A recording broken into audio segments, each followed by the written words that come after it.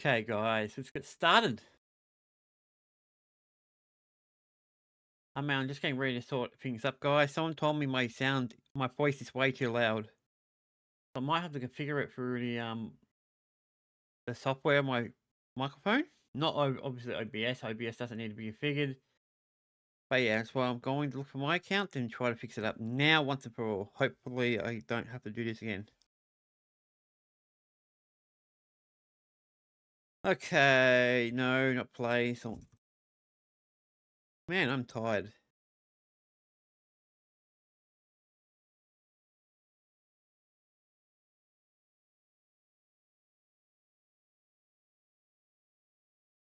Yeah, I get what he means now. He's a bit loud.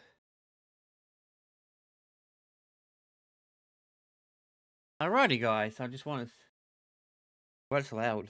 Why is it so loud? Okay, I get that part. I'm loud as hell. Microphone. I'm gonna drop my mic down to 80%. A lot loud. Alright, let's drop down the sound a bit. Let's see how it sounds.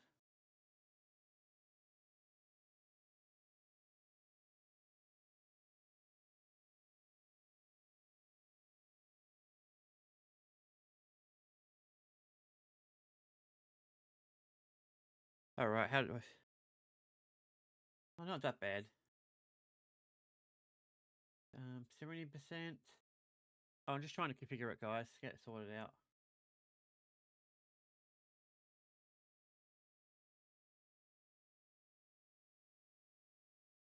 Alright, is that better?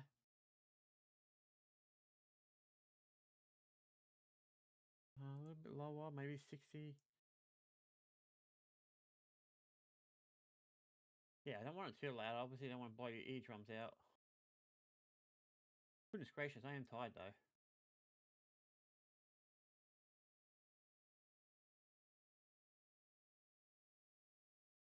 Alright, how do I sound?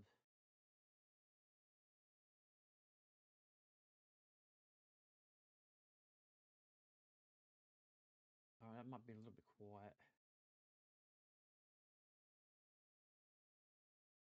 65 maybe? 65 sounds good. Yeah, guys, I'm just going to work it out. A bit low, so I might turn it up a little bit. Now I've got the sound how I want it. I'm going to make it... I've got to balance out the voice a little bit later. Yeah, so that's good. Now I'm going to watch the video, guys, and see how it sounds while I talk.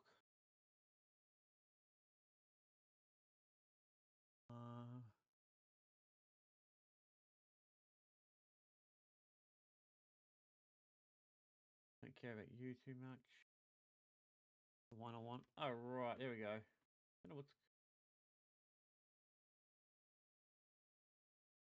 Yeah. Alright, let's turn it on. Wrong one. And just give me a second, configure it properly. I forgot to turn the microphone on. I need the mic. being truthful here. I like to be truthful.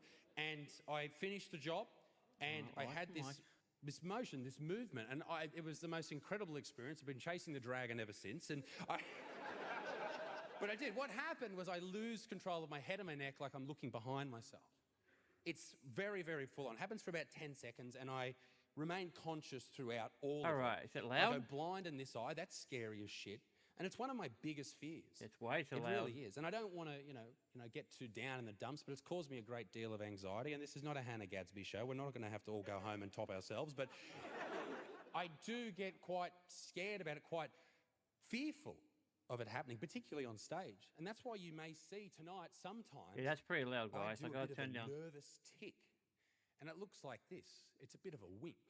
And it's fucking weird. Alright, that People sounds don't good. understand it, but that's what it is. How do I sound? And it's terrible when these types of things happen, or that happens when I'm out in public. And I meet a lot of people. I've been doing YouTube for 6-7 years now. I meet a lot of people that know me, and it's great. It's wonderful to meet, just fucking great human beings like you, sir. Actually, that's just good. It's good. Salt of the earth. All right, I've got it configured, guys. Human beings.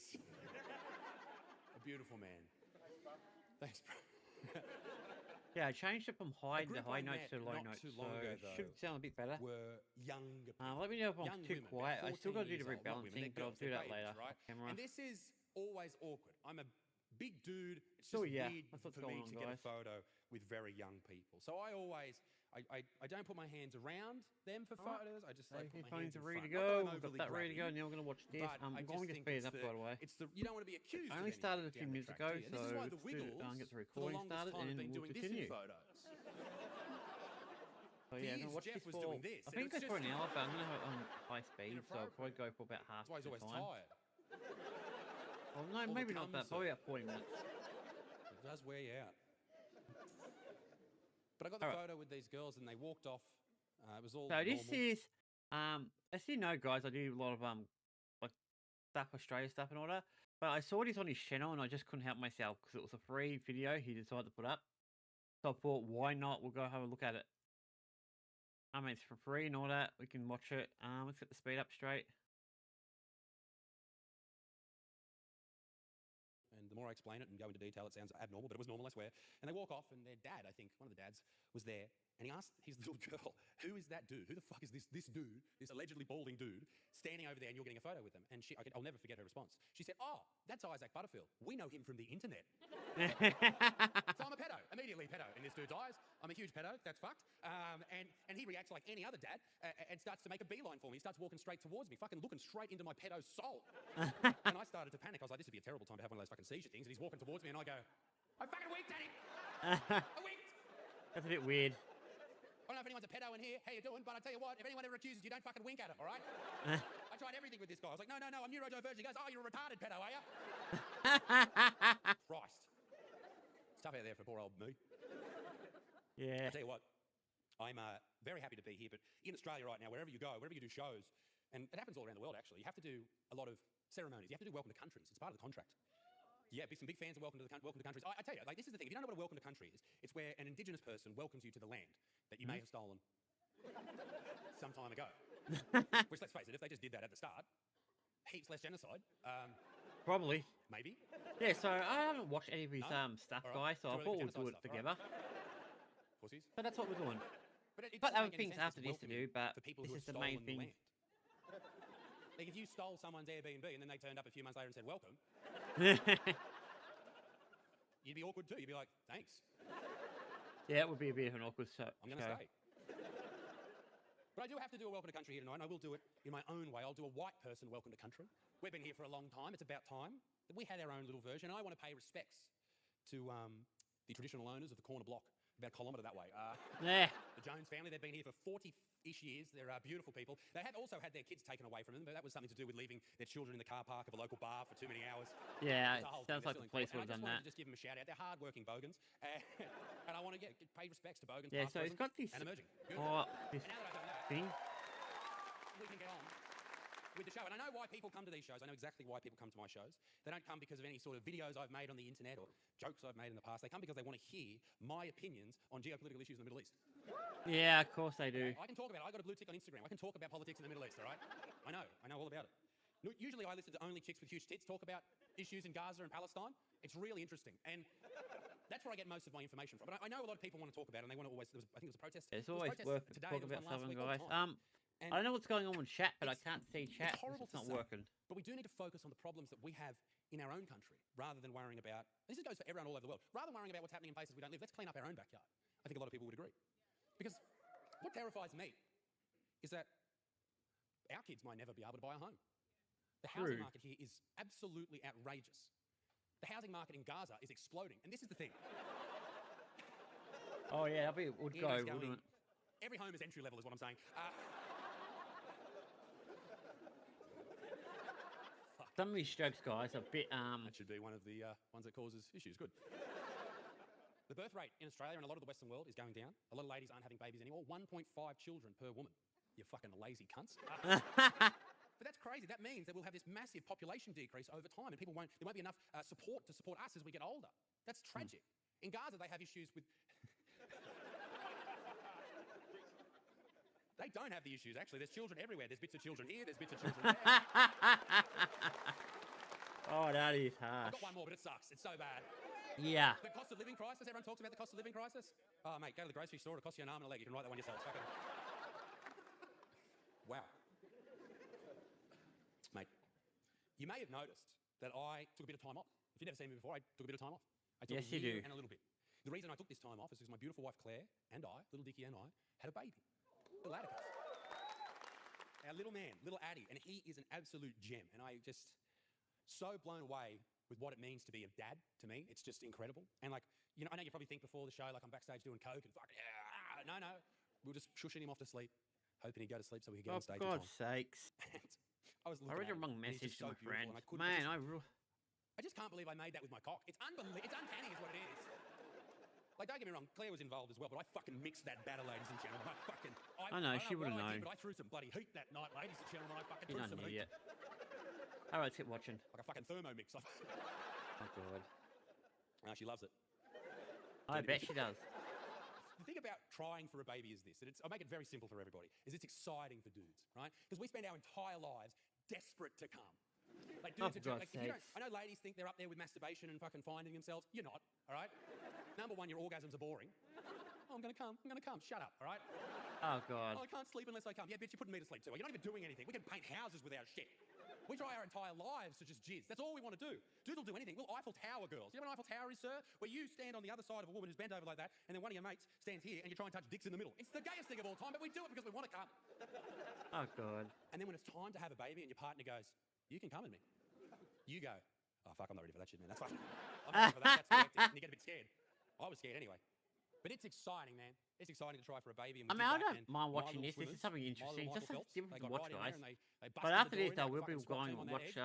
LolCow They live mixed stuff up the because yolk and they there's made a some little baby interesting called stuff Atticus, and going I on never been there. prouder, ladies and gentlemen. Do we have any pregnant people in the audience? And I say people because everyone can be pregnant. Anyone here tonight pregnant? Yeah, someone at the back. Congratulations, that's so exciting. You're about to fucking just ruin your life. People say that. People say that about a lot of things with pregnancy. They say the vagina's going to be ruined forever. They say it's like your favourite pub burning down. I disagree. I'd say it looks like Nagasaki and fucking Hiroshima mixed together. Like no one will want to go there for 60,000 years. It's, but I tell you, when you fall pregnant, it is scary as a dude because you have no control of the situation. You're just there. You're just along for the ride. And you go to appointments and everyone hates you at the appointments. They all hate the dude. All the fucking nurses you walk in, they're like, fucking you. Fucking you. Well, It's like, to be fair, I it's don't disagree like upon. what It's for not- males, it's like there's what no issues 10 there, minutes there's no court work, case. and the woman's got to deal with it for like 18 months. When Claire fell pregnant, she was gorgeous. Like, absolutely, like just radiant for weeks. I reckon for about the first 16, 17 weeks, she looked incredible. And then something happened. Must have been around 18 weeks. She turned to shit, ladies and gentlemen. She started looking like this alcoholic bricklayer with chronic gout. Like she was stomping around the house, just demanding fucking hot chips. I was terrified of her. She was everything I've ever feared. An overweight woman with mental health issues. Like, it was terrifying. Oh, God. Oh, this woman. And her fucking nipples, mate. You meet someone, like it's fucking false advertising, I'll tell you that right now. You meet someone in a nightclub and you take them home and you see the fucking nippies and you're like, yeah, nipples are great, awesome, high five on the nips. And then you get pregnant with this person many years later and then they just fucking start to, it's like the opposite of the Antarctic Circle. It's just starting to spread, this giant fucking dinner plate. Like her nipples were so big that a local indigenous tribe tried to claim land rights over it. That's terrifying shit. There's protests and stuff. All right, I'm going to watch this, guys. I keep looking at my phone. I got this like terrible tendency of getting bored really easy. I'm enjoying this. I mean, it's something different. I do have some other videos I'm going to go through. Now, I don't know if you know much about Two the different female anatomy. types, so we'll be doing that after this. This is going to go for a while. So We're already this is a vag quarter area. of the way there, so... And here's the fallopians and the fucking uteris and stuff. That's a dick. The baby's head's here. If you wouldn't put your dick that close to a baby's head outside of the womb, don't fucking do it in there, you creep. It's dangerous too. You know cleft lips? You know where that comes from? Oh boy, I think it was... That's where that comes from. The soft spot? Horny dads. Miscarriages. That's because at that stage of life, a baby hasn't developed the gag reflex yet. Oh... That's bad. That's a bad joke.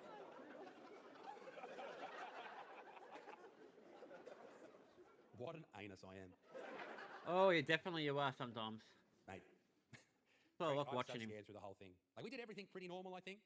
We did everything pretty normal, but the sex scene just freaked me out. It really did. Because I remember one night, and I got a bit pudgy. I had a bit of a hysterical pregnancy myself. I started to get a bit of a belly going. And Claire had this belly. She started looking like me. It was fucking gross. Anyway, so I remember this one night. I'm going to act this out. I'm sorry if you're not 18 years old, but this is what happened. I got down into the position of... Not fucking doggy, mate. I didn't get in... She wasn't pegging me. That would be... If your wife gets pregnant and then pegs you, she hates you, okay?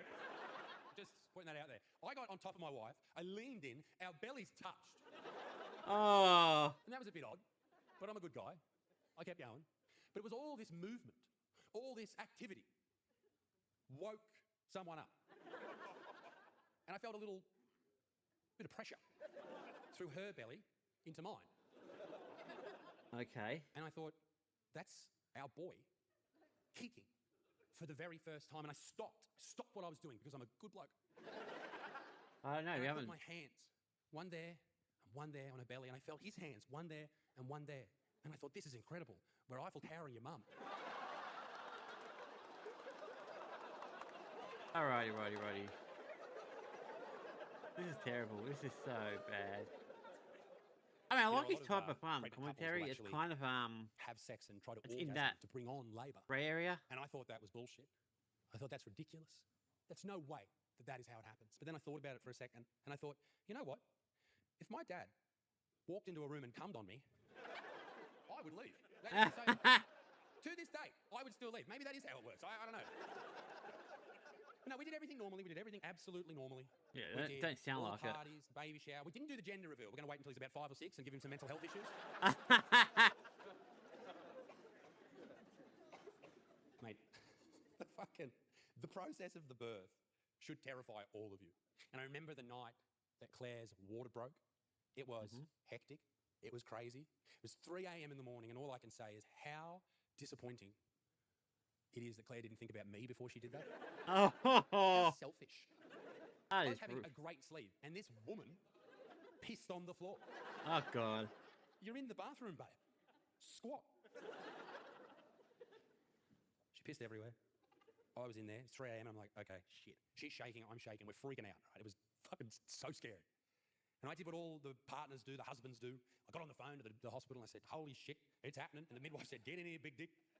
I'm paraphrasing, but she said, get in here. And I said, all right, cool. And we had a planned Caesar, a planned C-section because of my big fucking head.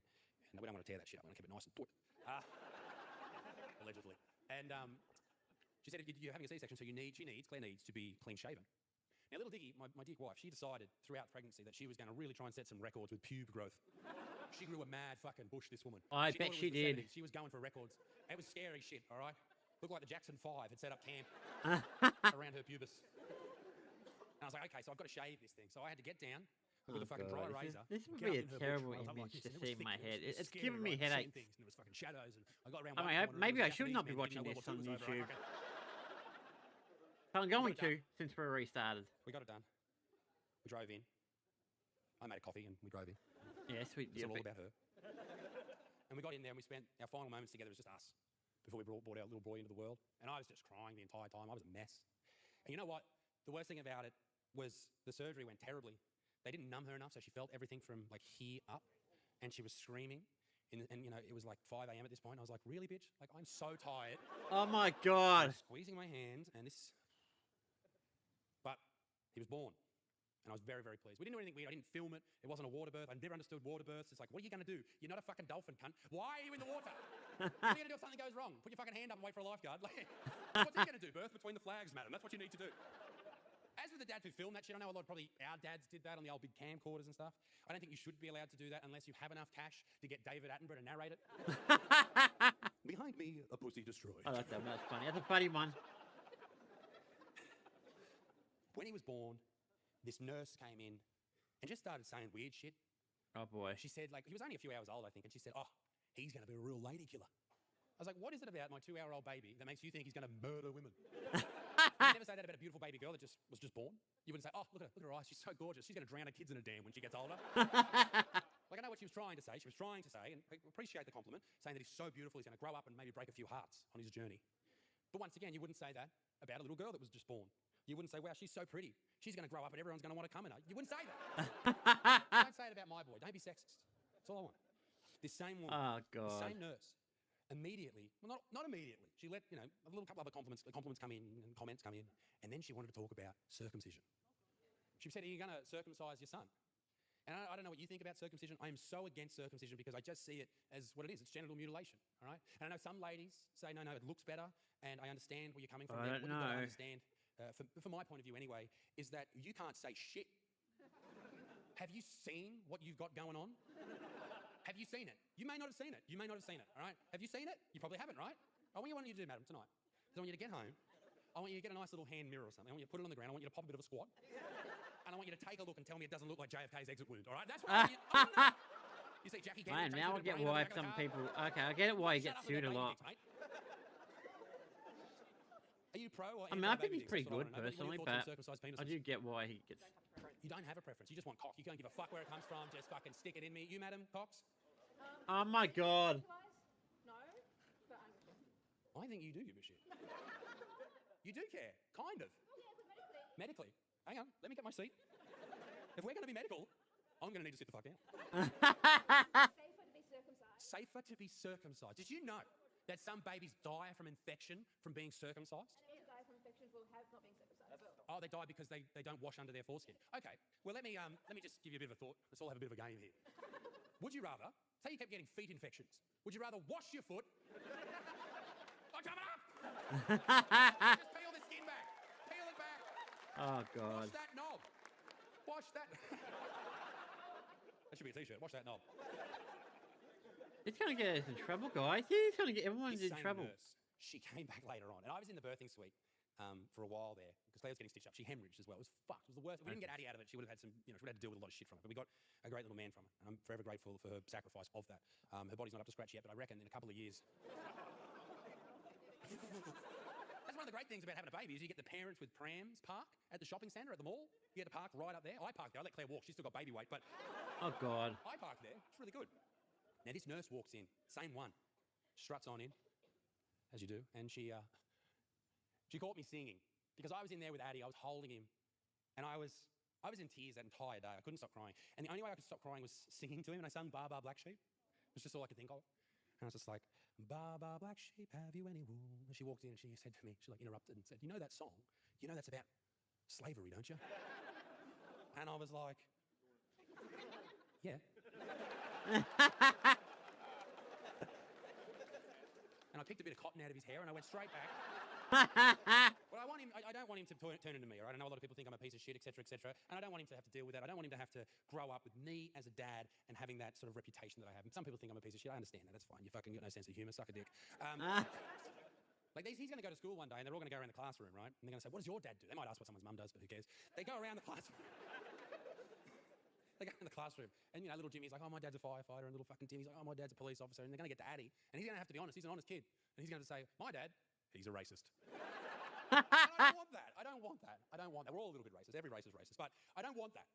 I don't want that for him. So I'm trying to teach him to be a little bit woke, and I think the best way to teach a kid anything is through nursery rhymes. So I've started teaching him a few little woke nursery rhymes, if you will. Oh, my And God. sometimes I put him to bed with it. Sometimes we just sing them. Like, "I'm a Little Teapot's" a great one, but it's not very progressive. So I sing, "I'm a little trans boy, short hair, please. I've got a vagina, some boys bleed. Oh, my Pronouns are in God. my bio, read them, please. Black Lives Matter, free Ukraine." It's great. He loves it. Oh, he loves Humpty Dumpty, so it's Humpty Dumpty sat on a wall, Humpty Dumpty got his 5th jab. Humpty Dumpty's got myocarditis, Humpty Dumpty's dead. Oh. Allegedly. I love this. This is funny. Miss Polly had a dolly who was sick. She had gender dysphoria. Doctor, please come. Quick. The doctor came with a scalpel and hormone blockers. And Miss Polly's dolly walked out the door with a cock. Oh, for God's sakes. Now, ladies and gentlemen, you may not know this about me. Maybe you've never seen my face before, but I've been in a bit of trouble over the last few years. Yeah, I get in a little bit of trouble. Apparently, people don't have a sense of humour. Apparently, what you don't understand out there, if you don't have a sense of humour, is things that I say here aren't real.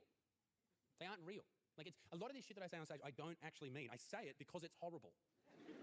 People don't get that. I've been cancelled 4 times, 4 proper cancellations. And people say cancel culture's not real. They literally ring up people and go, I've had people ring up and try to cancel shows pretending to be me. They ring venues and go, "Yeah, I'm not coming in, and Buddy Butterfield, I'm not coming in." And then they start rigging people. It's great. So that's cancel culture. Now, the first cancellation that I encountered was a joke about the Jews. There we go. Now, this was 2019, many years ago. back when you used to get in trouble for being mean to Jews. I could say this shit now and I could be fucking a lead anchor on CNN. I could say horrible shit about the Jews and everyone would love me. It's a much better time to be alive now. I made a few jokes about the Holocaust, okay? Just nothing amazing, nothing crazy. It was in my first special I ever filmed. That was all it was. It was just fucking silly little jokes. And this one lady in the crowd, she wrote me an email afterwards. And she said, I love the jokes about Aboriginal people and I love the jokes about Muslim people, but you should never joke about the Holocaust. And I thought a couple of things from that. I thought to myself, if they really wanted to push the rates of, cremation, shouldn't they build, like, triangle ovens to allow for larger-nosed individuals? But my second thought, so stupid. right. My second thought is, fuck you. You can't laugh at other people's tragedies and then not expect people to have a crack at you. That's ridiculous. That is so... I cannot believe that some people live in that bubble where they think that they must be protected, that they're a protected species. That's not any of us. We are all, except me, open to ridicule.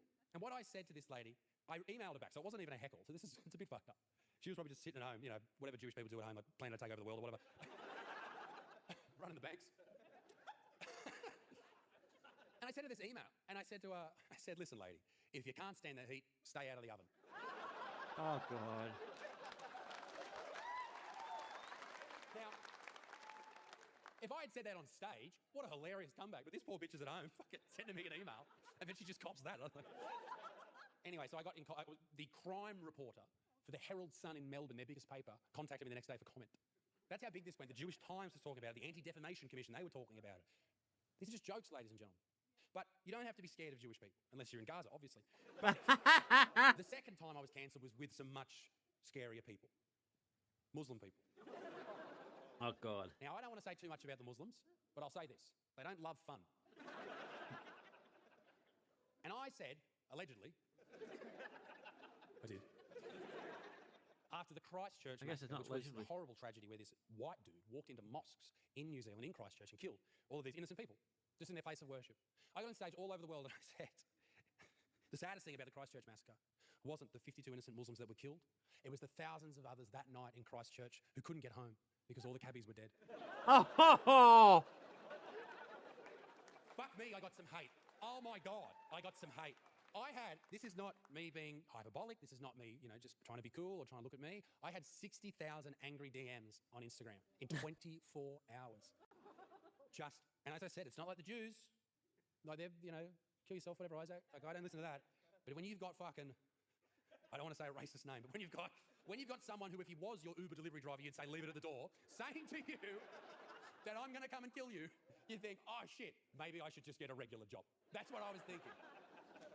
The third time I don't blame I you. was cancelled was in the great Australian state of Tasmania. Now, if you don't know much about Tasmania, if you're from another part of the world, maybe you don't know this, but Tasmania is like the most incestual shithole that has ever lived. Like, it's fucking gross. What's wrong with Tasmania? And if you're from there, fuck you. Now, they had a horrible tragedy there. They had a I was waiting for jumping them to castle talk about tragedy Melbourne, where the because wind Melbourne's rode underneath pretty, this jumping castle and blew all these kids away. And I think 12 kids died. I mean, maybe those numbers were inflated. That was a joke. The Premier of Tasmania, the Governor of Tasmania, said to me, well, he didn't say to me, but he said it on the news, yes, we don't want Isaac Butterfield back here ever again. He's banned. And I was sitting at home going, oh, no. Oh, no. Not Tasmania. But once again, I know it was a horrible tragedy, but they are jokes. And I'm sure those kids would have found those jokes funny, and if they're up there still. I'm sure they came down by now, but... Yeah, I like watching him, guys. He's pretty funny. I like these takes because they're not too aggressive. I mean, they're not extreme or anything. All right. Maybe some people might think they are, but I don't think they are. Commission because of a joke. And after this, we've got a few other taken to the videos to do Human before I Rights do my Commission because I LolCow breached stuff. somebody's human rights with jokes. That is how good I am. Okay. So I'll probably be finishing in about 4 o'clock, guys, which is about an hour Not a away. giggle, not a belly laugh, fully fucking ruin your life shit. Oh, God. Now, they were jokes about Indigenous Australians, Aboriginal Australians, people who I have great respect for, and like anybody else, I make jokes about, because fuck you if you think you're special, all right? That's how I operate. Now, what I said on stage to make, and this is the crazy thing about it, one person complained, and I had to go to court. Like, this is the whole thing. I hope my voice isn't too loud, guys. I think it's okay at the moment. Had to I'm going to test court it a bit dates because my son later. was being born around that day, so I had to be in my hometown. And they want to be The there. last so thing they I want me to want is my listen to voice to be video link. super loud and And this it just to be went on super and on. quiet. And if you want to know, just for context, I should probably tell you the jokes. For context, Maybe I not should funny. just pause it when I So what talk. I said is, I introduced the idea. I'd on rather stage of not. cultural I'd rather have it appropriation, where one going. culture steals That's things why I have the from sound another lower culture, like on the lesbians with dicks. video. They've stolen dildos from men and replaced us. It's horrible. And I look at Aboriginal people and I think about what their culture has. And I don't think we as dirty whiteys ever took anything from Aboriginal people. Except for we your never looked at land. tapping sticks and thought, fuck, better grab those.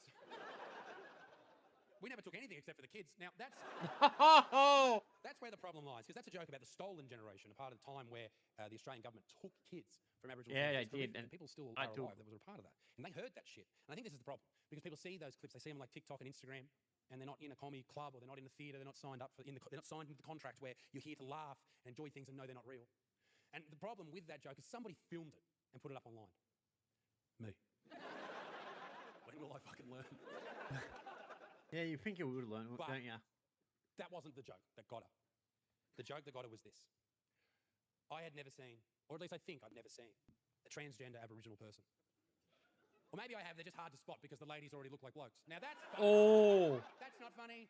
Google it, it's not funny. I know, everyone's laughing about it. So we fought it. We fought it because it is free speech. We should be able to make jokes about whatever the fuck we want to make jokes about. It took us a year, it took us a lot of money, but we won. Yep. And I'm very proud of it. I'm not proud because I get to be a piece of shit. No, I'm proud because we can say whatever the fuck we want, because you know if I'm up here being a racist that you won't laugh. You'll think I'm a fucking asshole. But if I'm just making fun of absolutely everybody, then it's fine. And that's why on this stage tonight, in this special, I would like to, if you don't mind, upset everybody. Okay, good. We'll stay with the Aboriginal people. For Pride Month, they actually had a transgender Aboriginal flag. They made a new one. It was the regular Aboriginal flag with the rising sun in the middle, but it was actually just replaced with a gaping arsehole. Oh. This is... They had this whole, like, Pride, they replaced some Aboriginal instruments and stuff like that for Pride as well. They had the double-ended didgeridoo. So silly. That's so silly. Okay, we're talking about Aboriginal people. Let's talk about white people. Huh? Yuck. Yuck. Yuck. Melanoma. Oh. The Bali bombing, a huge terrorist attack that happened in Bali in the early 2000s, killed a lot of Australian whiteys. Heaps of Balinese people, but who cares? Heaps of Australian people. But it helped Bali out. It really did. It helped Bali out. It gave them another export alongside burnt DVDs, burnt Australia. So it's nice to be optimistic. People say, Isaac, you never make jokes about islanders. Yeah. They're fucking terrifying. I remember when I was young, I was playing sport. There was this one islander that turned up. I would have been like 7. And they were fucking 6'10", rippling abs, giant, covered in tattoos, big mustache. Someone's mum. I was fucking terrified. But what I don't like is how in Australia they call islanders fobs, fresh off the boat, right? Insinuating that they've just arrived here via boat. And that's not cool, because they haven't just arrived here by boat. They've been doing it for a long time, actually. They have, they really have. They came here and traded with Aboriginal people for thousands of years. They had this incredible piece of technology, this craft, that used to traverse the oceans, just in this incredible fashion. I wrote down what it was called. It was called a Toyota Tarago.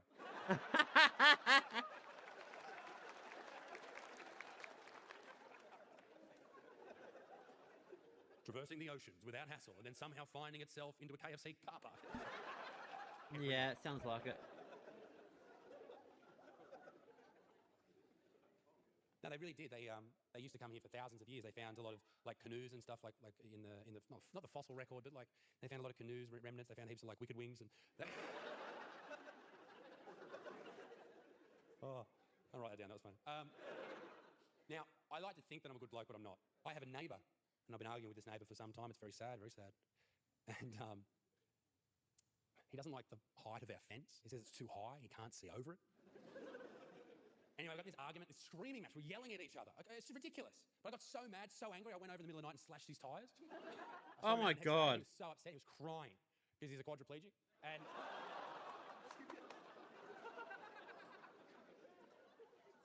well done, picking on the people who deserve it. I like it. We had some autistic people in the crowd before. Hello to our autistic people. How are you guys? You're right. I wish you guys had something to look forward to in your life. I do, and I mean that in a really nice way. I wish that autistic people, when they were born with the issues that you face, I wish that God gave you a sprinkle of something exciting, like a big knob. Because how would that be if all autistic people had massive 12-inch cocks? Yes. Like porn would be full of all these autistic people, of these college girls just screaming, going, yes, fuck me, tism, fuck me, tism, fuck me. And you're in there slapping your ears, you love it. What I don't like is what people used to call autistic people. They used to call them retard, spastic, mong. In my hometown, there was a place called the Spastic Centre up until, I think it was the early 2000s. That's how fucked up that was. That's crazy. I much prefer what they call really autistic people today. They, them.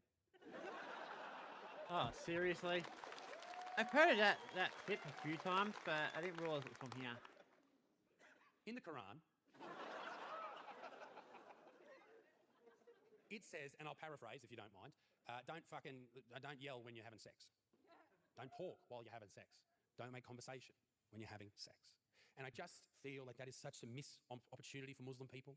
What a great opportunity to come on your wife's face and scream Allahu Akbar. And it'd be great, like the cleanup's easy. She's got a towel right there, just...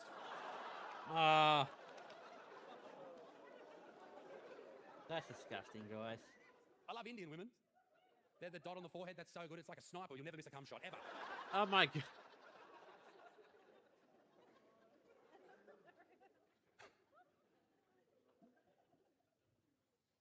In Australia, one woman is killed every week by her intimate partner. And it's scary to live with, right? That you might have to face something like that at some point in your life. That's fucked. But you've got to remember that we as men have to deal with horrible shit too. We have to see some of the most heinous things that this world has to offer, like women's sports. And Oh, come on. are there any Italians in tonight? Yeah, a couple of Italians. How you doing? Bonjour. Great thing about Italians, You know what, right? guys? You may I not gotta know go this, to but the toilet. older Italian men, they'll always have an espresso. All right, we're going to have dinner. a toilet run. They have how long we enough got? because We've got it about helps with 10 minutes. digestion. A That's bit what they say, longer. it's About, old wives' no, tale. That's what it is. 16, It's actually 17 true. minutes. The So reason we're almost they do there. have that is so that they have enough We'll go to energy the toilet, when they guys, get and then home we'll and come they can back and beat their finish it old up. wives.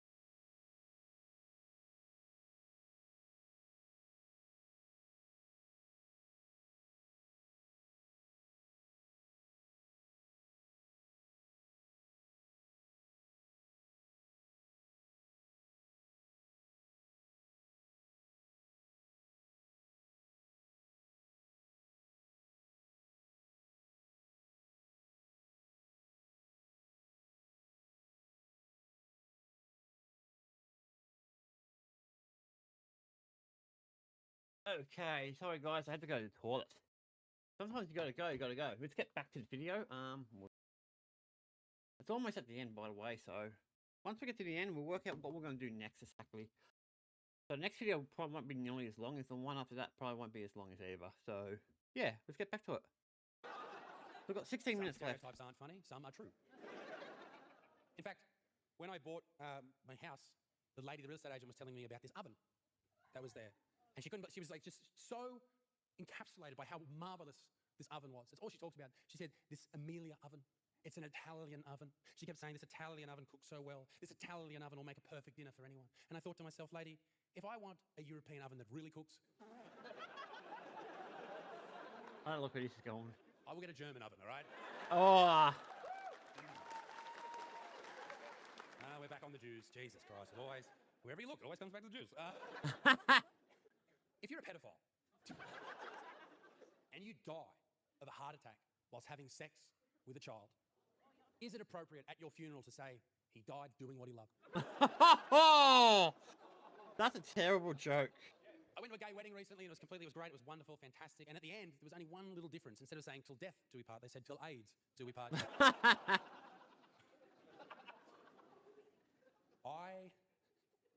I don't even want to. Yeah, be careful what you There was a young say. child who was disappeared, named William Tyrrell. Now, William Tyrrell disappeared, I think it was about 10 years ago now. He was never found. A lot of suspects, a lot. And it's one of those cases where you just want to know if it'll ever be solved. He went missing in a Spider-Man outfit. This cute little kid, tiny, like 3 years old or something. Yeah, 3 years And old. I saw on Halloween a kid dressed as William Tyrrell Oh, God. in my deep freezer. It was... This really got such a weird sense of humour. If I may, I would like to, for a moment, give a shout out to the LGBTQ community. Uh-oh, here we go. Which is now, I wrote it down, known as the LGBTQQIP2SAA What the hell? community. What does it stand for? Well, I'm glad you asked. It stands for the lesbian, gay, bi, trans, queer, questioning, intersex, pansexual, two-spirit. You know what two-spirit is? It's a Native American thing. Like the Native Americans had this two-spirit sort of thing. I like Native American people. I think it's an amazing culture. I really do. I love how they call their chiefs like these really cool names, like Chief Sitting Bull. I think Indigenous people in Australia should like take up that sort of mantra and replace their chiefs' names with like Chief Sink and Piss. No. The Brave Warrior Punch and Darts. If you're not Australian, look up all of those words. It's hilarious. Asexual, so if you're not rooting, then you're a part of the community. How good. So ugly people are in.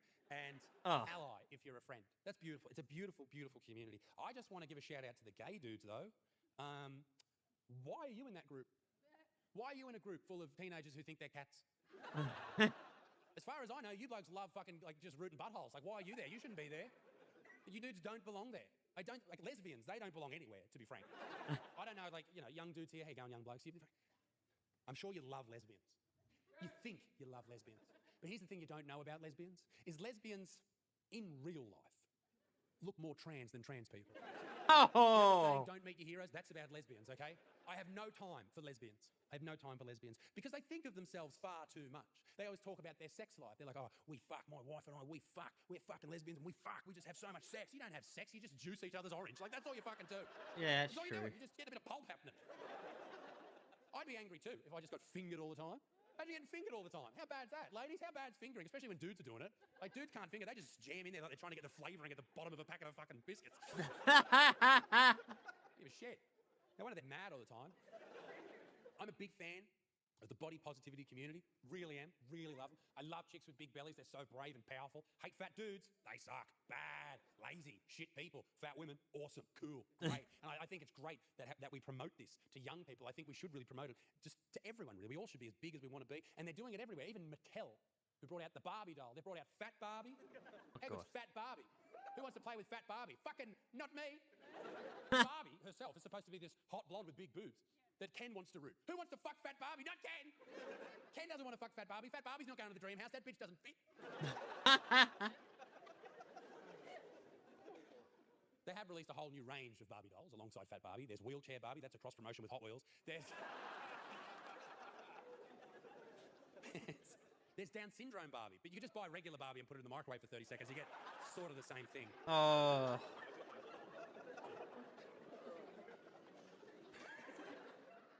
Now, ladies and gentlemen, I always end my show exactly the same. I like to tell a story that's very close to my heart, a story of tragedy and triumph, success, tears, and a little bit of lube.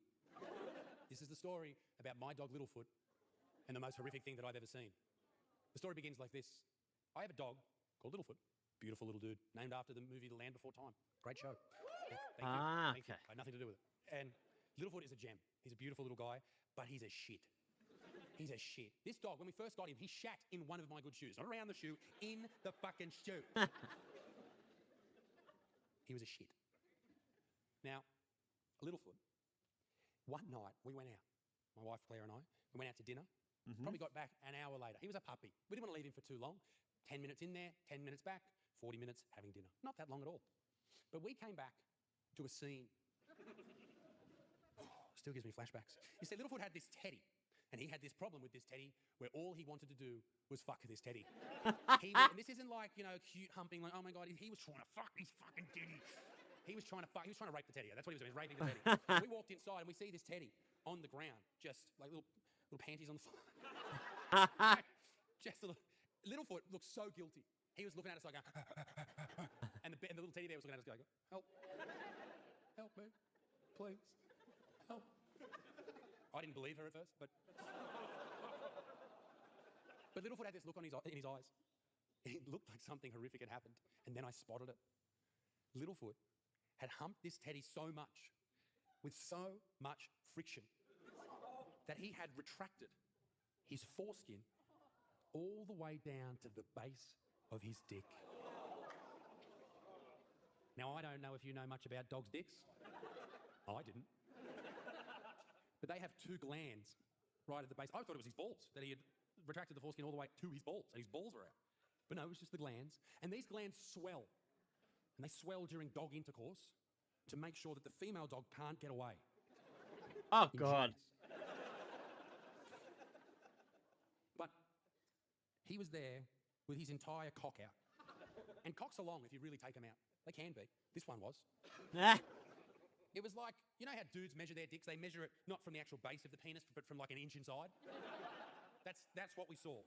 Claire was in hysterics. She was like, oh my God, he's puppy doodle. I was freaking out. And I started Googling. That's what I do. I Google things. I was freaking out. And they said if you don't get the dick back inside, it might dry out, get infected, and he could lose his penis. A fate worse than death. Yeah, definitely for a So I got male. on the phone to the emergency vet. And I called the emergency vet. And I said to her, g'day, my name's Isaac Butterfield. I've got a dog here with an issue. And she said, Isaac, interesting. I said, yeah.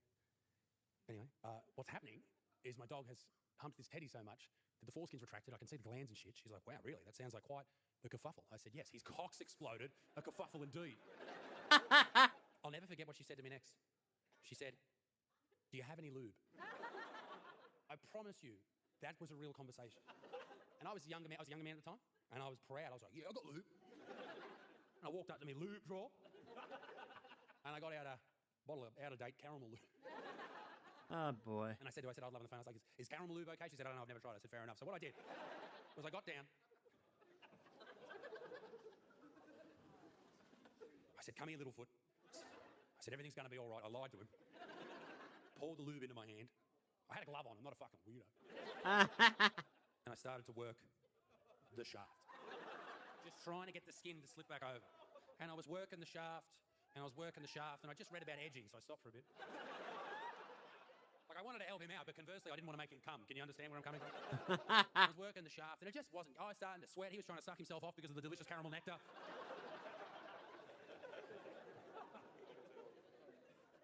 And it just didn't work. And I got back up. He stayed and sucked himself off for a bit. I got back up, and I said to old love on the phone, I said, surely, I can't keep doing this. This happened for like 2 or 3 minutes. Has to be a better way. Has to be an easier option. She said, there's one more thing we can try. She said, have you got any fruit juice? I said, yeah, I've got some fruit juice. So I got some OJ, and I dipped Littlefoot's dick in OJ, not the footballer. I dipped it in. And because of the sugar content, his penis started to shrivel up, and it went back inside the foreskin. The day was saved. His dick wasn't going to dry out. I didn't have to wank him anymore. He was going to be all right. Our little guy was going to be okay. And I was so happy. Claire was happy. We're all happy. Littlefoot was really happy. I bet he was. And then I started to not be as happy because I thought to myself, hang on.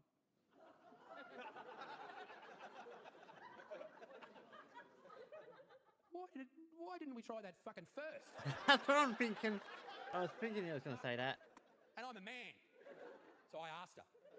I said, why didn't we try the fucking fruit juice first? I've been here wanking me dog off. She said, oh, when you rang up, I recognised your name. I hate your YouTube videos. I'm a vegan. Fuck you. I knew it. Hey, Sydney, thank you so much for coming out tonight. I really appreciate it. All right, guys, Look, at I'm the end. to the Middle East with sticks. Good night. Thank you. See you later. Bye-bye. So yeah, guys, that was that. I just had to watch it because you had it for free and all that, so why not watch it? Something special, something different. I mean, not a lot of people stayed, but it is what it is. Let's move on, guys, to the actual stuff I want to do. All right, so what do we want to watch? There are things I do need to watch. Actually, there is something I do want to watch that. Yeah, I might put off my. Well, something I want to do today, but I'll put that off for next stream. I want to do one video that's here, and then do the next video, next stream with other stuff. So yeah, we'll get ready to finish the recording. So yeah, the one we want to do, guys, is this one. The 1996 massacre that changed Australia's gun laws. This is where our gun laws, why they got changed back in the day. And I think it was an important video to talk about, because what happened with Bondi and all that, so... Yeah, guys, welcome back. If all you guys are watching the recording, yeah, this is the 1996 massacre that changed Australian gun laws originally. This was the biggest massacre we had in Australia. Bondi one was close, but this was actually still bigger. So it goes for about 16 minutes, so it's probably about like 10, 15, 12 minutes. We'll see how we go. Yeah. Tasmania, it's known simply as the 28th. Just mention the date and everybody knows what you're talking about. The 28th is Port Arthur. The 28th is Martin Bryant. It is the kindest euphemism Tasmanians can find for the horror of the day and the suffering ever since. Growing up in Tasmania, I remember the bushfires in the 1960s and the time our bridge was knocked down. Yeah, I remember this from the past, guys. It was a very long... I was still young when this happened. When this happened, I think I was like 11. Yeah, it would have been 11 because I was born in 85, so yeah. Terrible disasters, both of them, but at least there was cause, something to understand. But a year on, there remains no meaning and no meaningful explanation for what happened last year on the 28th. I suppose the most vivid memory of beyond that day is waking up the next morning and not having anyone in the bed with me, and not having any noise in the house, and waking up wishing that whatever had happened the day before, in fact, hadn't. I think a lot of people wish that. Pain really eases it all, and people say that time heals. I don't tend to agree with that. I think the hurt's there just as strongly, and the longing to have them back is just as intense. Yeah, that would be really sad losing your whole family over it. A year has passed. No, I've got a good family. Events of that autumn Sunday. A year since I went home. Most of them have been away. My own Not all of them. On a grief that surely didn't belong. I'm pissed here. off. I wanted to help out so much, I just couldn't do it. Not Tasmania. Yeah, we're not going to talk about that. I'm probably not talking about it later today. The other reporters, and just like them, I held back my tears for later. We sent our reports around the world, then we went away, hoping to forget. But a year goes round, and that day returns. It may be something in the slant of the autumn light, or a gathering chill in the air. But suddenly we're back, listening to the voices of those whose lives were forever changed on the 28th. I don't have anything against Martin Bryant. I don't have anything for Martin Bryant. I don't think about him very often. I feel sorry for his family. But, I feel sorry, yeah, for everyone here had to suffer that. It was just the classic cliche, which was we were at the wrong place at the wrong time. Jo Winter and her husband Jason had just moved to Tasmania from New Zealand. Jason was a winemaker with a promising career. They were at the Broad Arrow Cafe with their 13-month-old son Mitchell when Bryant opened fire. When the shooting stopped, I just got up and picked Mitchell up. And Yeah, just this is went a over the sad direction story, of where guys. the It assault was. really is sad. And I found him. This is what happened in Australia a long time ago in And obviously there was 96. nothing I could do to help him. So I wasn't So going to do I it just long. had I a wasn't chat going to to do him this one until next and week, told but him we'll do how it much I now. loved him. I'd only been in the information office by about 5 minutes when the first shots rang out.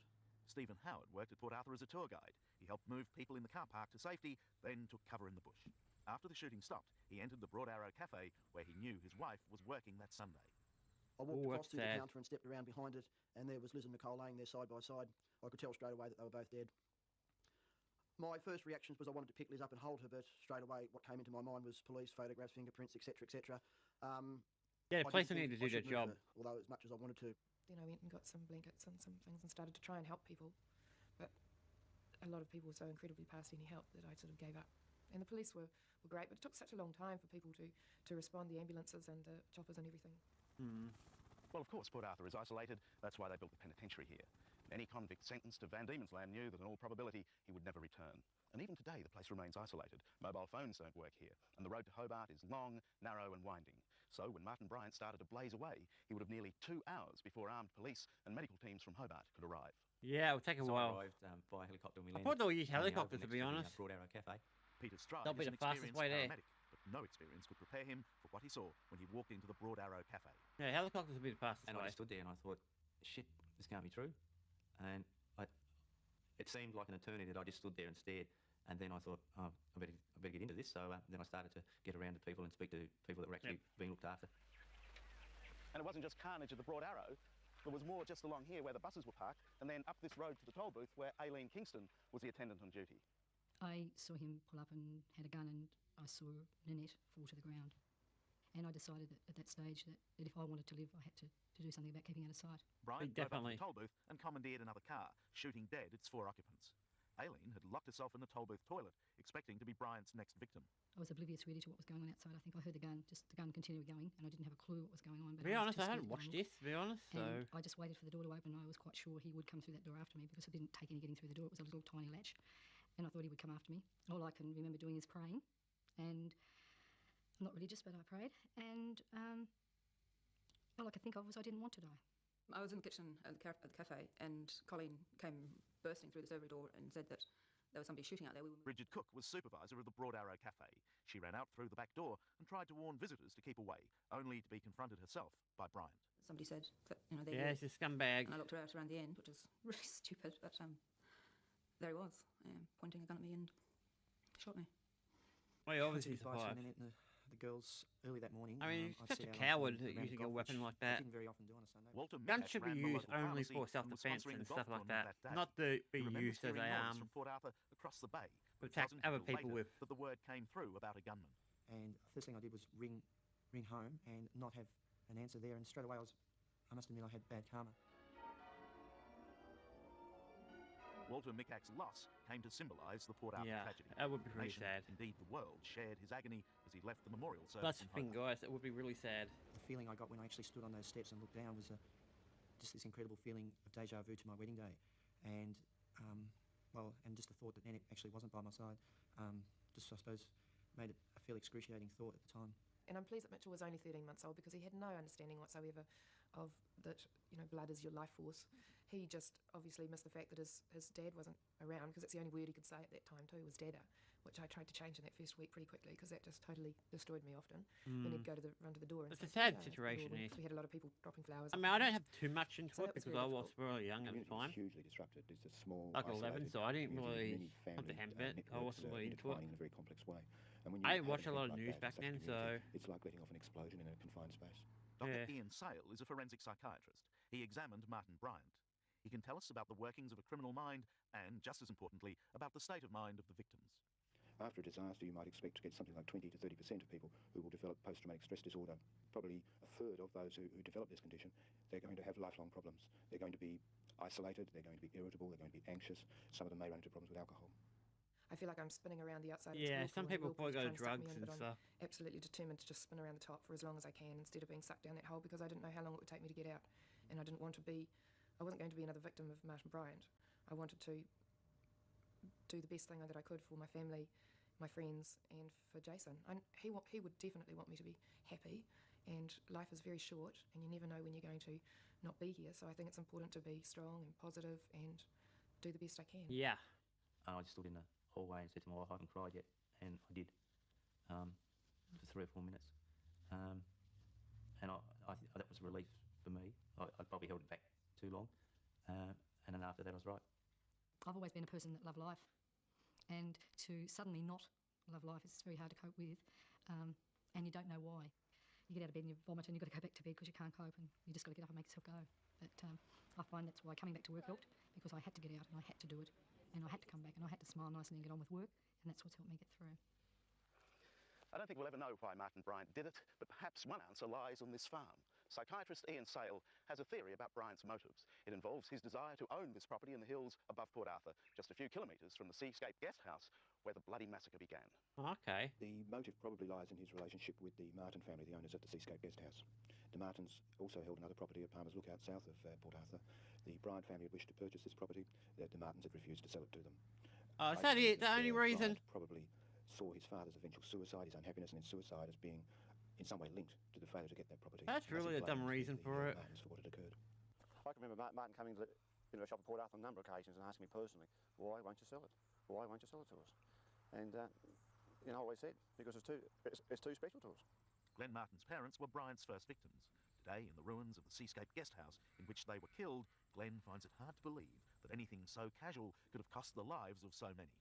Exactly. Come and ask you to buy something, but a lot of them don't come back again. Once you've told them no, but I mean, you didn't read anything? No, quite harmless, really. Martin Bryant is a very abnormal person. He is intellectually disabled to a degree.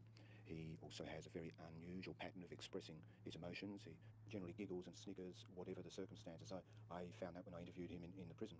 And I guessed that he may well misbehave when he was in the court, and warned the Port Arthur recovery team that they should pass it around, that whatever Bryant did in court, they must not take it personally. It was nonetheless incredibly distressing to see that behaviour. Yeah, I don't really care. I don't care if he's got a mental disability, guys. I don't give a shit. They don't do this kind of stuff.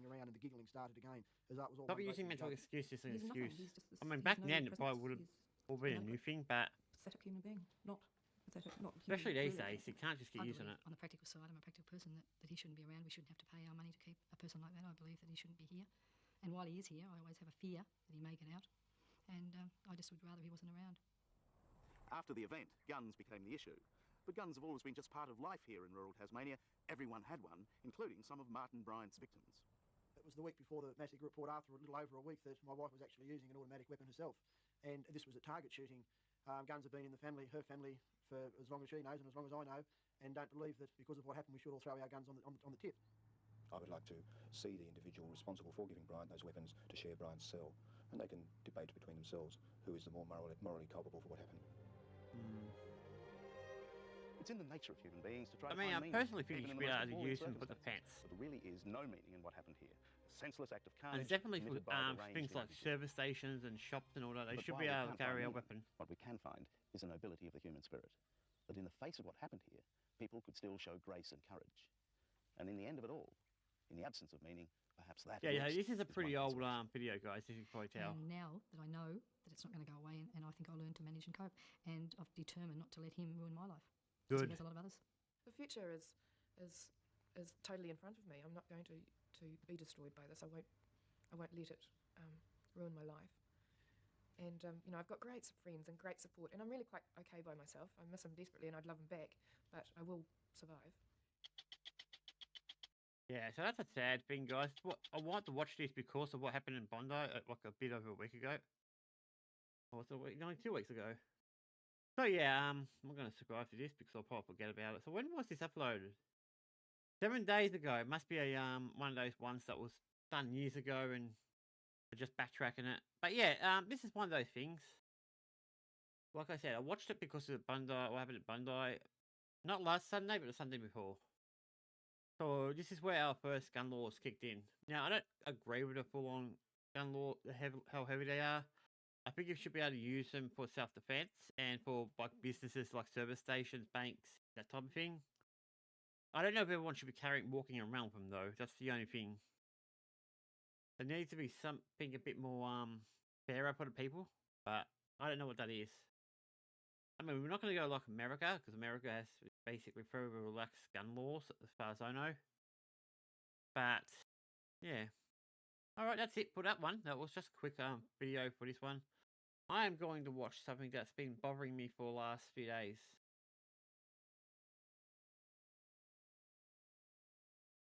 Alright, let's go here. See if I can find him. I don't even know if I know his name. Aussie.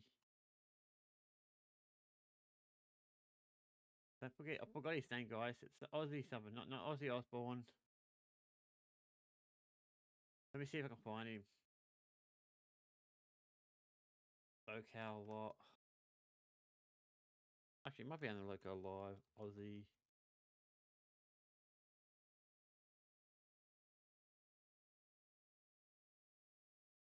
Yep, there he is. Oh, that's his name, huh? So generally watch these. I mean, we'll watch the last few. Like the last 2 or 3, I think will be a good start. And then we'll finish it up there. Because, yeah, I gotta do my other streams. Alright, so we should be able to start. Alright, let's watch this one. This one will be a good one. That one and probably that one. Let's watch this one first, and then we'll watch this one, and then we'll finish up for the day. Holy cow, what are you showing around his head? Come on! Alright, here we go. So apparently this was, for this stream, it was like this for 10 minutes, so... 12 minutes into the show, they can finally hear us, but... Yeah, finally. Ricky has a great show planned for you tonight. Tonight's going to be a miss, I can already see it, but tomorrow... Yeah, well, that's very confidence from the boss, isn't it? I mean, I personally think LolCow Live is dead. I really do. I didn't think it would die, but when I had just Wings, Boogie, and Keem, it was fine. Because you had big names. But these 2 of these are useless. Especially the one in the right corner. The top right corner. This guy under Boogie's not too bad. Boogie's okay himself. Even though he has his meltdowns. And Keem, I like watching Keem. Wings was probably one of my favourites, and now he's gone again. So... Tomorrow we'll have a better show. So, as Keem said last night, and I remember very little about last night. Of course you do. Hosts are dying off like flies. Check your DMs real fast, King Boogie. Hosts are falling off. I do know that we have an announcement, and that announcement is that Keemstar is going to New Zealand. This is he's going to confront. He might not now. Booster, he will. Trust me. Don't talk about it. Yep, don't talk about it. He's going absolutely to New Zealand to deal with some shit. And, yeah, right. He actually I didn't believe it. Bring it up for me, Booster. I am flying to New Zealand by Keemstar. Keemstar put down announcements about 2 hours ago. Yeah. Keemstar is dead set on talking to Rastov because Rastov is being a bitch and will not talk on the phone. So, for all you people that want to say it was good that Rastov left, remember, he abandoned you. He abandoned the family. Yeah, I wouldn't be surprised if he'd be back in a week. This whole thing with Rastov's annoying. Consensus is he just doesn't want to work with Keemstar. Does not like getting his feelings hurt. Not a big fan of getting his feelings hurt. Said it wasn't fun to get his feelings hurt, basically. Sweet Tea, God bless her, pretty worthless. Not the greatest person in the world. Kind of just I don't know about Sweet Tea. I don't mind her, but where she set a lot up of people didn't like her. Not much of anything, and got paid doctor money to do it. Decided she did not want to do that. Certainly less. And then you think to yourself, what am I going to do? A drama alert super chatted $49.99. I will be joining shortly. Good. Besides, thank you, Keem. It's a bit weird that you got to donate to your own show. Isn't that weird that you got to donate to your own show? I don't know. It's really weird. It does it a lot, but I don't know why he does it. I assume he's trying to get people to donate. That's why he's done it. I mean, you can tell a show's in trouble when you're donating to your own show. But besides, to do live, hire a babysitter for $20 an hour because you're making a hell of a lot more than $20 an hour. I'm not there I'm he wrong is. about that. Okay, I'm confused. Why am I a hard boss?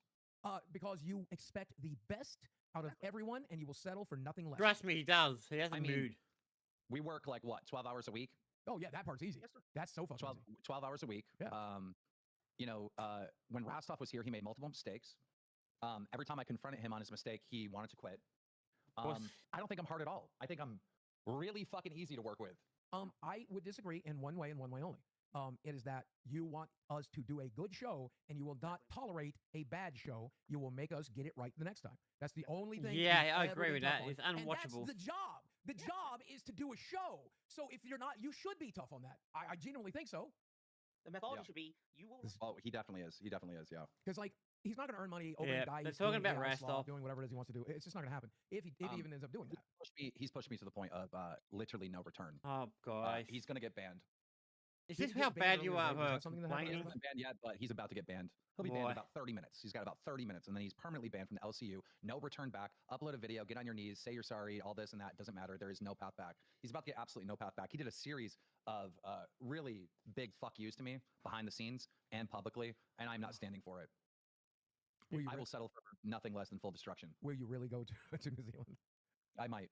I want to. I don't think you would do it. Snap my fingers and be there. I would. I do not blame you at all whatsoever. Right. You know, you didn't talk to me. You disappeared, right? You didn't say that you were quitting. You didn't say anything. A lot of people So, don't like behind the kid behind the camera because of what happened when he was much younger. I think he was 21. He went out with a very young girl, underage girl. But that's a hard thing because for me, it was only the one person. It's not like you hunted her, you know, underage people to talk to.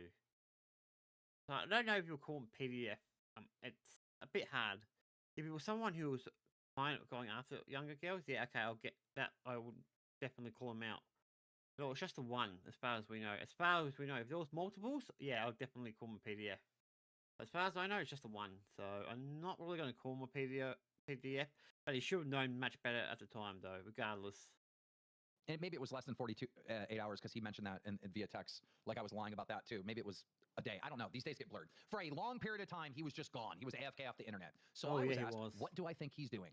Well, he put a post on his personal channel, coming soon. He had membership ranks on his personal channel, Crown, Pay Pig King, you know, just like ours, right? Yeah, because he learned from you, Kane. What do you expect to happen? I mean, Becky done the same thing.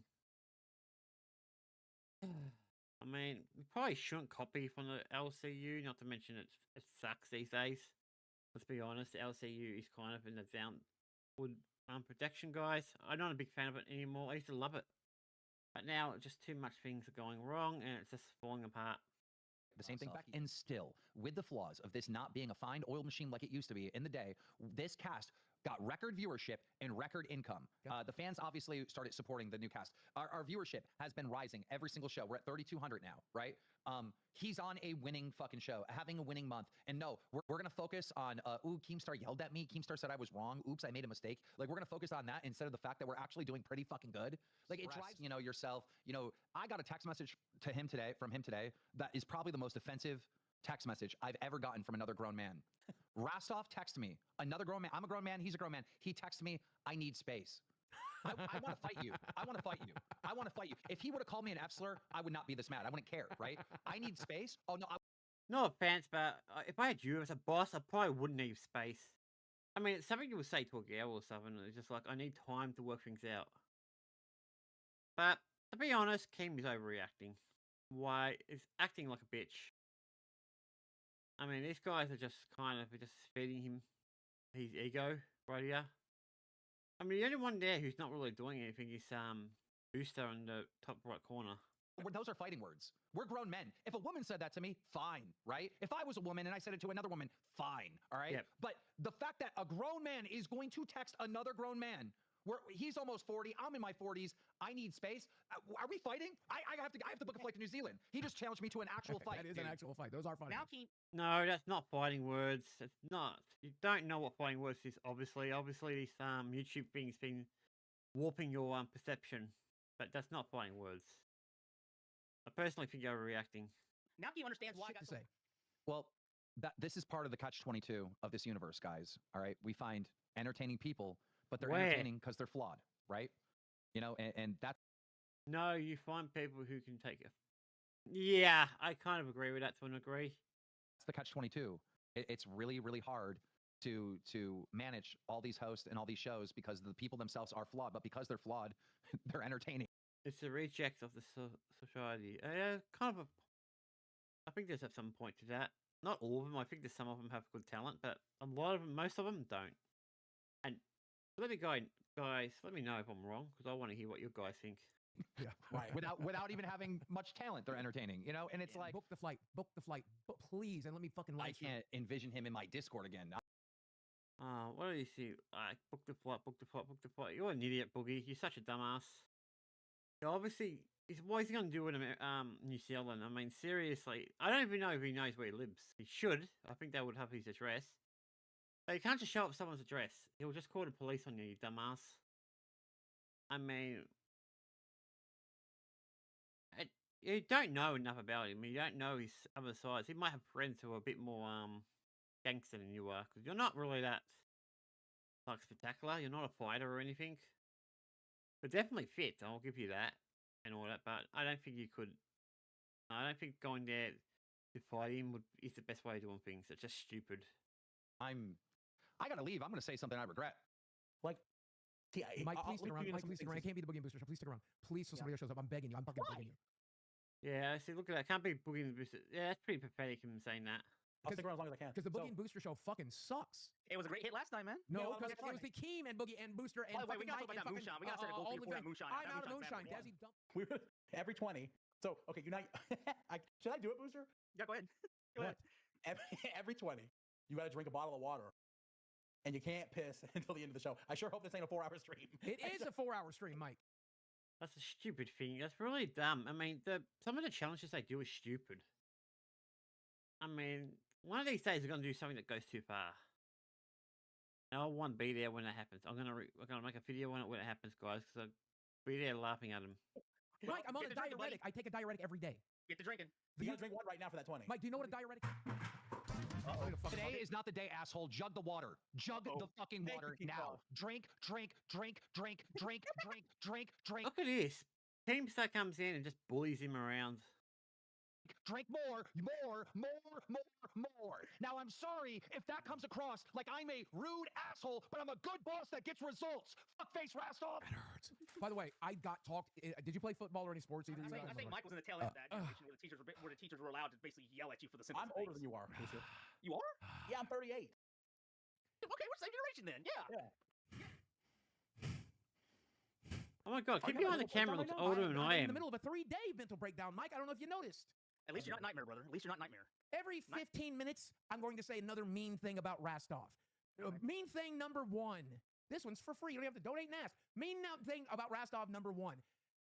I tried so hard to make small sacrifices for him, and you are never entitled. Because I'm telling you, hand to God, on Sammy's life, if you are not my fucking showrunner, I will eat Leo alive. I'll eat Leo alive. The backside of his channel. Welcome to Cash Cow, Big Texas. Thank you. That's 10 members for today. The Boogie Booster Show does not deserve 10 members, and I'm fucking grateful for it. I'm about to put it on $5 TTS. That's how fucking out of my goddamn mind I am. Which is nothing new. We have an NDA. We have an NDA that says we don't show our finances. We don't talk about our finances. Yes, that's right. Booster, you know no fucking law. All you do is beg for money. Yeah, I kind of agree with that. I mean, they do it a lot. I don't even do it. I rarely bring it up when I do streams. I don't think I've done it once in this entire stream, actually. I'm more interested in getting growth, so money doesn't really matter too much. I mean, it'd be nice, but it's not mandatory. Oh, I know very well what Why? But why? CoffeeZilla interviewed me, and I'm telling you, Here he goes. I remember this. Lied on my name, hand to God. Yeah, so do you want us to believe you over CopyZilla? CopyZilla is so much more trustworthy than Boogie, let's be honest. Telling Keem that I told Coffee that I never earned any money from him. But I also showed him receipts in texts how much Keem had paid me. So it doesn't make sense, but it doesn't matter. It pissed Keem right the fuck off. I should have never shown him shit, talked about shit. So now we have an NDA. My fault. So I'm recommending it. Rastov got full on Voldemort. Yep. It's done. He did the reason why he wouldn't get on the phone with me is because he's planning to launch his own shit. Every host talked to him, like Xylee talked to him, Scooter talked to him, Billy talked to him. He refused to talk to me because he was planning on starting his own shit. And now he's over there fucking saying, "Hey guys, I'm so sorry that you got banned from the LCU. This was not my intentions. I love Keem. I love all the hosts. I just needed space." No, you didn't. No, you didn't. It's just another fucking manipulation tactic. Yeah. So he's fucking done, dude. And I will stop at the end of the earth to get my revenge, bro. Yeah, I've Oh my god, he's such a you go to New Zealand. big I don't even baby. doubt it, but beyond up to that, for sure. I mean, what else do you want? I mean, he's a bit of a big baby, isn't he? Revenge. Pathetic. I mean, you get a lot of bad people there and some good people and some middle-range people. Do I look for revenge? No, it's a waste of time. Everyone knows that. On for me. I mean, like, look, dude. I mean, you give the guy my seat. I put him on live before. I think I even tweeted him out from my personal Twitter, like, go follow Rastov. You know, you sit there and you teach him all the tricks of the trade. You help him out. And then every time he has a fucking little oopsie and a mistake and he does something wrong, I'm quitting. I just want to do balls. You know, it's just like 100%. And whatever. Keep in mind, you found him from nowhere as a failed content creator. You trained him up. You built. All right, as a failed content creator, it's probably not true exactly. He's a beginning one. He was actually a beginning one. He wasn't failed. Because if he was failed, that means he would have been one who started his channel years ago. I don't think he started his that long ago. Actually, let's find out. Have a look where Rastov done, guys. Let's see if I can actually find him. If I can spell his name right. I always get his name wrong. Alright, Rastov. So,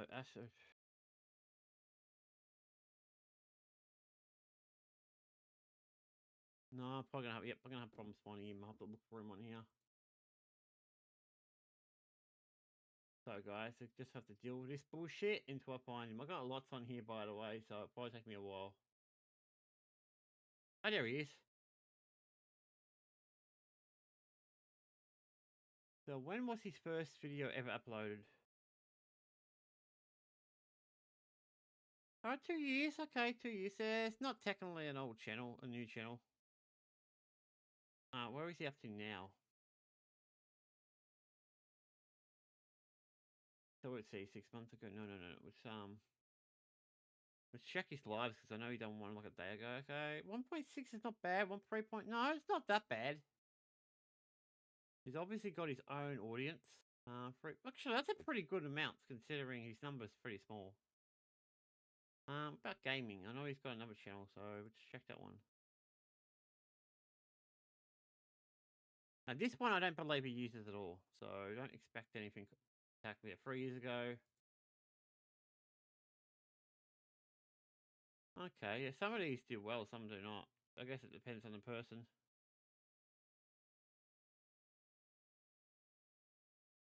Yeah. Not really a big fan of this. His gaming channel is not much worse than mine, to be honest, actually. So I think the one he should be concentrating on is his main channel, because I think that's what he's better at. But yeah, I don't know if we call him failed content, though. I don't know yet. Guess we'll find that out in time. So remember that number, guys, 3.7. We'll check him out next time we're on and see how it's going.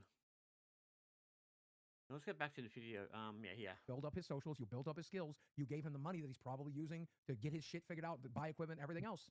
And but you know what? But you know what he does that I don't do? I love you guys. Oh, thank you so much, Joshy. Thank you so much, Joshy. You know, like I did this for you, Joshy. Oh, who else is in the chat? No one here, man. Oh, I love you so much. Nowhere here, man. You're the man. Like he'll do that fucking song and dance from a fucking YouTuber from 2014 till he's blue in the face. How many people did Someone you just ban? brought up a good point, Boogie. How many people? Team, this man was in your house for 4th of July. He broke bread with you, and he did this. I know. You know, he said faith with not just me, with all the other hosts that spoke to him, with everyone that he's talked to, with you. What do you mean baked bread? It's not a mafia, okay? I mean, come on, seriously, trying to be gangster? You're probably the furthest one from that. I mean, last night, Buggy. Yep. And he's just not an honest person, and I can't deal with it. Yeah, it's pretty unfortunate that he's. But I waited until 8. It's past 8, Boogie. And you I waited. And you didn't want to get. We had the countdown up and everything for it. And we sat here and watched it as it hit 1. How many people did you ban from the Discord so far? About 6 or something. I'm gonna be honest, and guys, I'm sorry, but kind of good riddance, honestly, because about 6. Boogie, you are the biggest backstabber in the world. You always do this. You follow Kim around like a lost little puppy.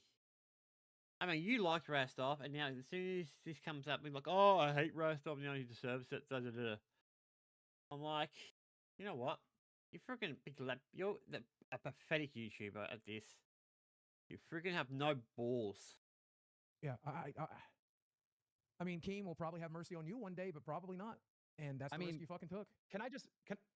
Boogie, does it make sense that the man would need space, so he needs to stream on his personal channel? Or would that seem like somebody that wants to stream on their personal channel? Sounds like someone's streaming on a personal channel. No, it sounds like he just wanted a break and he wanted somewhere to talk. Doesn't necessarily mean he was going to do his own thing. I mean, sometimes you just want to do it on your own channel. I mean, I think you guys are forgetting that. I think because you've been on here for a long time. Well, 2 of you have been. And the other one up there, the guy on the right, is just an idiot, so... Because that doesn't sound like a... but that was his big pitch to the retards in chat. Like, hey guys, I'm over here just because I needed space. We'll finish that one off. What we're going to do now... Yeah, Even Desi said that was stupid. Yeah, he's completely right here. It's not looking good for LC LolCow Live. And he's right. It's not looking good. It might... That was stupid. I asked her. It's like the worst manipulation tactic. LolCow Live is dead. You may as well put... All right, let's do one more. I was going to watch the other videos, but I think it's better I just go here. LolCow Live alert. Let's go and do that. Let's watch the most recent one. All right, watch this one. This one's a little bit long, but it should be good. Keem. What? 250 viewers, man. Come on, man. Dude, I'm not doing this with you, Boogie.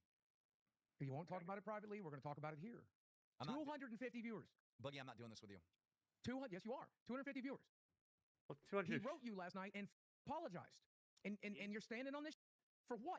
Boogie, I don't really want to talk about it. I'm going to be honest. Well, I do. I do. And I think it's important we do. I don't care. I don't give. I don't give. You did not let me. No, I care, no. but I'm at the point that I don't care. Okay, Boogie's actually got a backbone here. All right, I take my statement. All right. Good. Well, I do care. I do care. You know who else cares? Billy, Xylee, Josh, Scooter. Half the audience cares. And Akeem, you did not let me ruin my life. You know I Yeah, I do get where he's going. tried to get, I tried to get on the phone with him. He decided to lie and manipulate. All right. call him today? He's still no, I didn't call him. I'm not going to call him. He has been Yes. Yeah, that's what. Okay, that's kind of on him. Okay, this one looks like it's rather the one before it or the one after it. I say it was the one before it. I actually don't know where we're up to. Where are we up to? Let's get Rastop out the way. Let's go to LolCow Live and have a good idea where we're up to. So I can get an idea of the time frame. Because this is weird. All right. Oh, so this could have been... No, it couldn't be this one. It was streamed an hour ago. The end? I gotta watch that. That sounds crazy. So that would be... Yeah, it might have been this one. Let me have a look.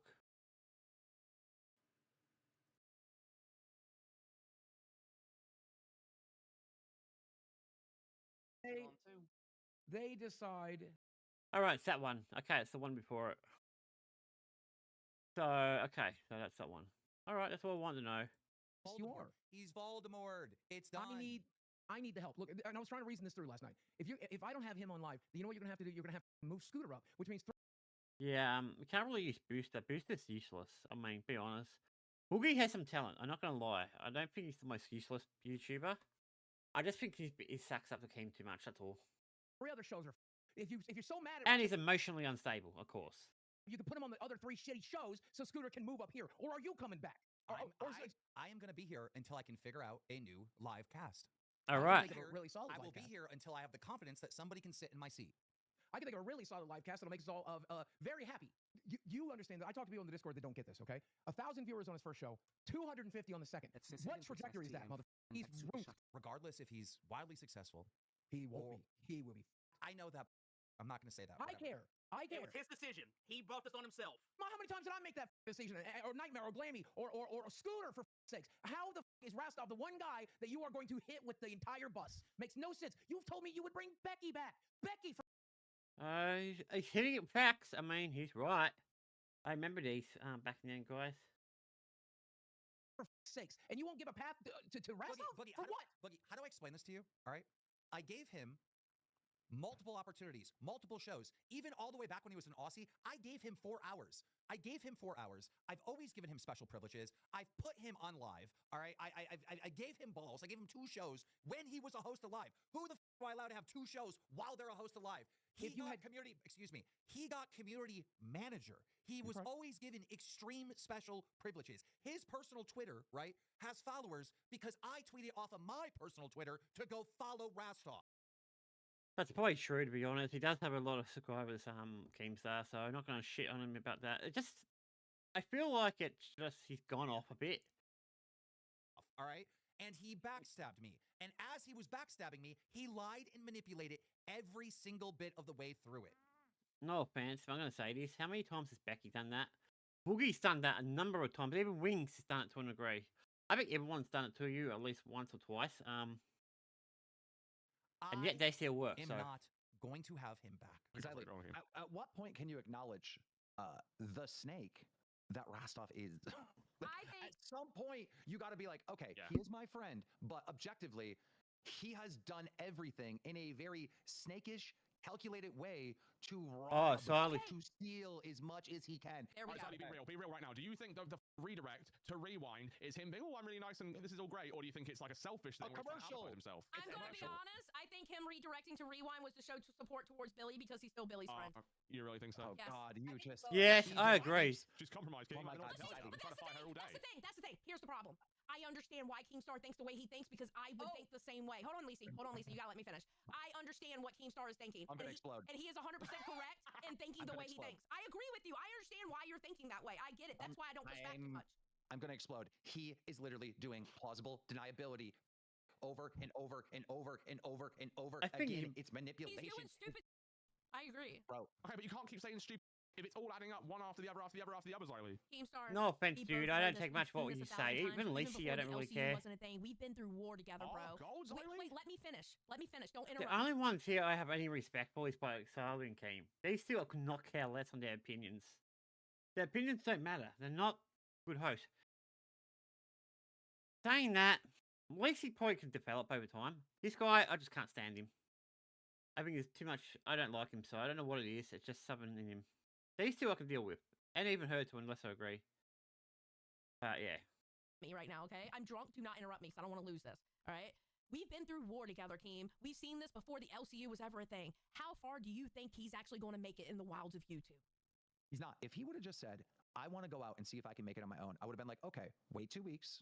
All right, wait 2 weeks. Do it in a respectful way. I agree. Where you're not gonna, where it's not gonna be, where you're not gonna be stealing, right? And then the door will be open if you want to return, right? Well, yeah, but he's trying. Yeah, that would have been the proper way. They want to give it some time, not do it like he done it like the next day, I believe. So that's a bit shitty. I do agree on that. That's I get where Keem's coming from in that department. Now, understanding his thought process because I haven't watched this for ages. I don't watch LolCow live because it's boring as hell. But yeah. While the iron was hot and stuff, while the heat of the drama was going on. I agree. That would have been the best course. Right there would have been the best course, 100%. I agree. But what he did is grab the gold, throw it in the little boat, and then all of a sudden, hey guys, I'm out. See ya. If Rastov was in front of me, I would ring his for what he's doing. Ziley, please wake up. It's not a mistake. It's calculated moves. Wake up. Why would he have fun? Why?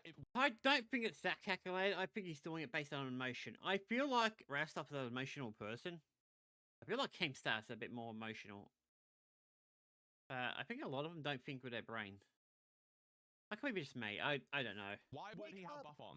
Just please, for the love of God, Ziley. But he apologized to you, Keem. Why would he apologize? If that's true, then why is this still a thing? If he did apologize to Keem, then why are we doing this?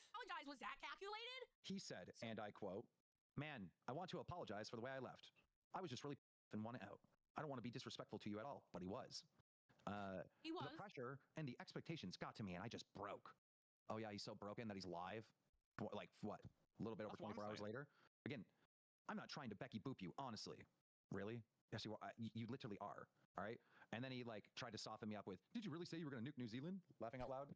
And I just didn't respond. That's funny. That last bit was funny, rather than that. It's so manipulation, Josh. You idiot. I said the reason why it looks bad. Yeah, Josh is. I say Josh is that one in the top right left corner.